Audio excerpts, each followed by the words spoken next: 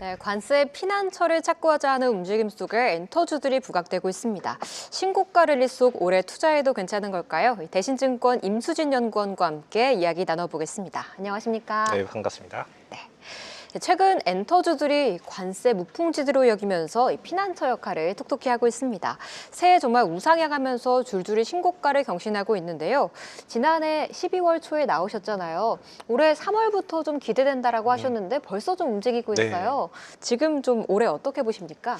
일단 올해 지금 주가가 제가 예상했던 것보다 좀 더 빠르게 반응을 했는데 그 첫 번째로는 관세 영향에서 좀 자유롭기 때문에 아무래도 수급이 좀 몰렸고요.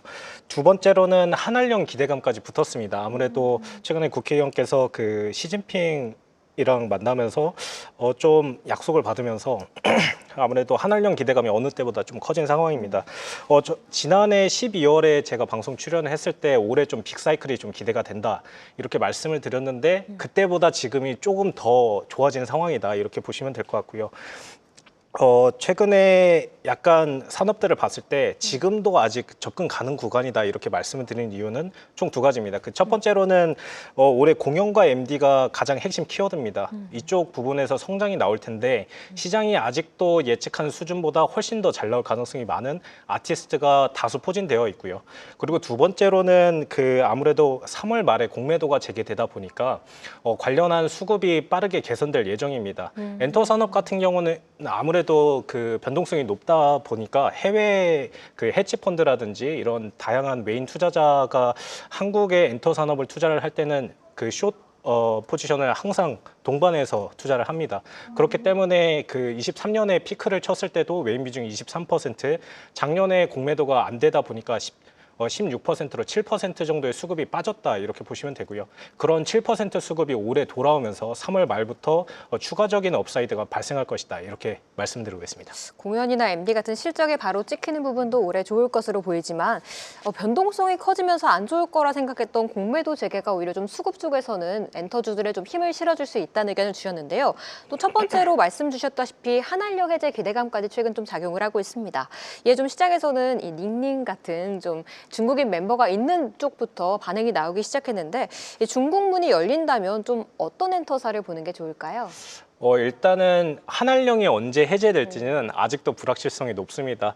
최근에는 뭐 양회 결과에 따라서 뭐 한알령 해제되지 않을까 이런 기대감도 높은데 아직도 불확실성 높다 이렇게 말씀드리고 있고요. 일단은 한알령이 해제된다 가정을 했을 때 SME 초기에는 가장 좋을 것으로 보고 있습니다. 물론 엔터사, 4사 모두 좋을 것으로 보고 있긴데 초기에는 아무래도 중국 팬덤 비중이 높은 엔터사가 가장 유리하고 그 엔터사는 SM입니다. 근데 중장기적으로 봤을 때 결국에는 신규로 유입되는 팬덤층이 굉장히 클 것으로 보고 있습니다. 그런 논리 안에서는 하이브가 가장 유리하다 이렇게 말씀드리고 있고요. 그와 별개로 사실 하이브, JYP, YG, SM 전부 다 중국 비중이 굉장히 높습니다. 지금 현재 매출의 한 32에서 40% 정도는 중화권에서 나오고 있기 때문에 굉장히 큰 모멘텀이 나올 것이라 보고 있고요. 그리고 두 번째로는 그 공연장 규모가 중국은 압도적입니다. 한국만 하더라도 고척돔 한 2.5만 명 정도밖에 안 되는데 중국에는 뭐 7만 명에서 10만 명까지 되는 스타디움급도 굉장히 많고요. 과거에 빅뱅이 중국에서 돌았을 때 한 55만 명 정도 공연을 돌았습니다. 그때가 2016년이었는데 현재는 K-팝 산업이 더 커지다 보니까 최소 탑티어 아티스트들은 50만 명 이상이 좀 중국에서 투어가 가능하다 이렇게 말씀드리고 있고요. 여기서 더불어서 지금 중국에서 탑티어 아티스트가 한 200에서 300만 정도 도는 거 감안을 했을 때 업사이드는 과거 빅뱅 때보다 훨씬 더 크다 이렇게 말씀드리고 있습니다. 최소 공연 모객 수가 좀 단위가 다르다 보니까 아무래도 중국 시장이 열리면 조금 더 공연 매출이 크게 증가할 수 있을 것으로 보입니다. 또 올해가 좀 기대되는 이유 중 하나가 바로 이 슈퍼 아티스트들의 컴백도 있지만 신인들의 컴백도 많이 기다리고 있다는 점이잖아요. 음원이나 공연 성장세 좀 보여줄 수 있을까요? 일단 말씀대로 슈퍼 IP들 예를 들어 방탄소년단 그리고 블랙핑크가 컴백을 하다 보니까 공연 성장이나 음원 성장은 뭐 보장돼 있는 상태다라고 말씀드리고 있어요. 아무래도 지금 하이브가 24년도에 공연을 다 합산을 했을 때 300만 정도 모객을 했습니다.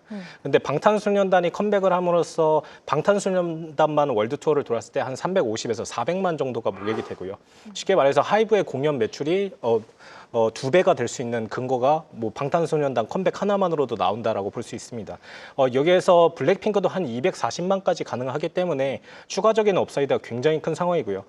신인단에서는 작년에 11팀 데뷔하고 올해도 9팀 데뷔해서 모멘텀이 굉장히 많은 한 해입니다. 올해 초에 스타트도 굉장히 좋았던 게 JYP의 킥플립, 그리고 2월 24일에는 SM의 신인 걸그룹 하츠투하츠가 데뷔 예정인데 두 그룹 모두 성공적인 좀 데뷔를 할 것으로 보고 있고요. 그러다 보니까 지금 신인의 성장세는 제가 예상했던 것보다 훨씬 좋은 상황이긴 한데 이익단 쪽으로 설명을 드리면 아무래도 신인급이다 보니까 파이가 좀 작고 이 기여도는 올해 약할 수가 있습니다.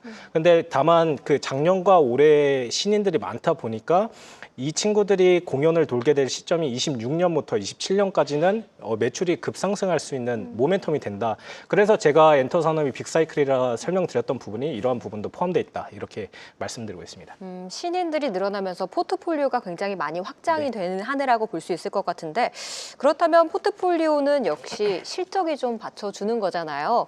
SM의 실적이 가장 먼저 발표가 되는데 생각보다 좀 좋은 실적을 발표했습니다. 나머지 엔터사 하면 좀 하이브가 이제 25일 날 좀 발표를 할 것으로 예상되고 있는데 실적 어떻게 전망하십니까? 일단 SM이 실적이 굉장히 잘 나왔고 애널리스트 예상치보다 훨씬 잘 나왔습니다. 그 근거는 첫 번째로는 MD 판매량이 굉장히 좋았습니다. 그 MD가 저희가 공연과 연계해서 파는 MD 비중이 굉장히 높았었는데 이제는 기획 MD라고 해서 예를 들어 팝업 스토어라든지 이런 부분이 굉장히 크게 늘어났습니다. 그러다 보니까 예상치를 계속 상회하는 게 지난해 JYP 실적과 그리고 올해 SM까지 좀 이어지는 모습이다 보니까 전반적으로 좀 서프라이즈 랠리가 나올 수도 있지 않을까 이렇게 기대를 하고 있습니다. 올해 하이브 같은 경우에는 하이브를 포함하고 JYP 전부 다 좋은 상황인데 아무래도 그 공연이라든지 MD가 중요합니다. 결국에는 지금 실적 추정치 자체는 높지 않다라고 말씀드리고 있는 이유가 전년 대비해서 공연 성장을 약간 저평가하고 있다 저는 개인적으로 보고 있습니다.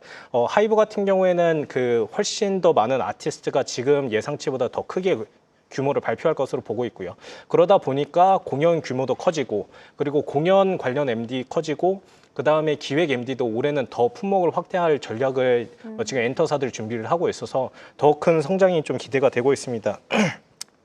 다만 YG 같은 경우에는 4분기 실적을 좀 안 좋게 보고 있습니다. 아무래도 영업 적자를 좀 지속할 것으로 보고 있는데 그 이유는 베이비몬스터가 아무래도 음반 판매량을 많이 팔긴 했지만 아직 신인이라 100만 장 정도밖에 안 되고 다만 보통 신인들이 데뷔를 했을 때 뮤비가 한 2개 정도 나오는데 베모는 6개가 나왔습니다.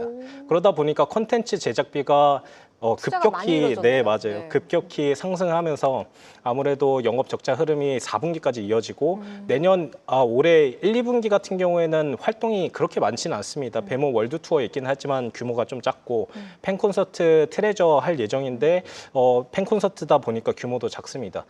다만 주가단에서는 그 블랙핑크가 3분기부터 컴백할 예정이기 때문에 2분기부터 좀 주가가 선반영하지 않을까 하고 기대를 하고 있습니다.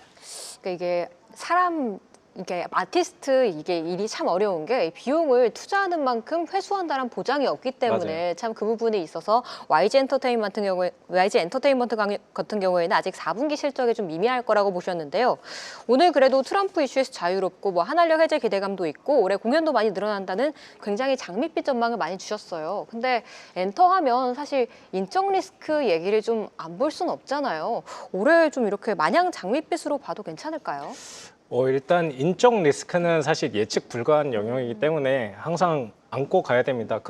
그러다 보니까 어떻게 보면 공매도가 재개되면서 해외 외인들이 들어올 수 있는 근거가 되기 때문에 사실 쇼 포지션을 잡는다고 하면 사실 하락 근거로만 보시지만 만약에 주가가 상승을 하게 되면 그 쇼 포지션이 롱 포지션으로 바뀌게 됩니다. 그만큼 수급 개선 효과가 있고요. 다만 올해 한한령 해제에 대한 기대감이 많이 반영됐기 때문에 좀 부담이 있는 상태입니다. 만약에 한한령 해제가 뭐 3월에 양회라든지 이런 시점에 좀 발표가 되지 않는다면 아무래도 주가 하향 조정이 될 가능성은 있고요. 다만 올해 하반기에 모멘텀이 굉장히 많습니다. 공연 월드 투어 일정이 대부분 하반기에 있기 때문에 2분기 한 중순부터는 더 큰 모멘텀이 좀 기대되고 있다 이렇게 말씀드리고 있습니다. 하반기에 좀 기대가 된다고 네. 말씀을 주셨는데요. 그렇다면 연구원님의 좀 최선호주도 뭔지 하나 짚어주시죠. 일단은 올해 테마가 결국에는 공매도 재개로 인한 수급 효과 그리고 공연과 MD 성장이라고 하면 하이브가 가장 좋다라고 말씀드리고 있습니다. 아시다시피 JYP의 스트레이키즈가 공연 규모를 모두 발표하다 보니까 여기서 추가적인 업사이드는 크지는 않다라고 보고 있습니다. 반대로 하이브 같은 경우에는 지금 방탄소년단 그리고 세븐틴, 엔하이픈, 투모로우바이투게더 등 메가 IP가 굉장히 많은 엔터사입니다. 여기 공연 규모가 작년에 좀 저평가돼 있었고 올해는 좀 늘릴 근거가 굉장히 많은 상태이기 때문에 여기에서 서프라이즈가 나온다면 하이브가 가장 모멘텀이 많이 남아있다라고 말씀드리고 있고요.